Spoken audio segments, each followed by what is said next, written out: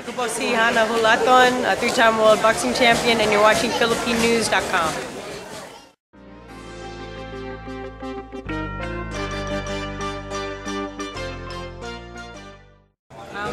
Kalaban ko po Juan Carlos Martinez from Mexico siguro yun.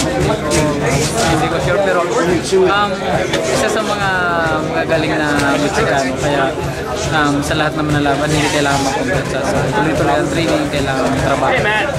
Sa ngayon, okay naman yung condition ko, almost 100% na. So dire-diretso pa rin ang training, so kailangan pa rin ng hard training sa ngayon hanggang sa huling linggo. Kaya sana po patuloy ang suporta ninyo. May 6 po sa Mandalay Bay, Alibi for Manny Pacquiao.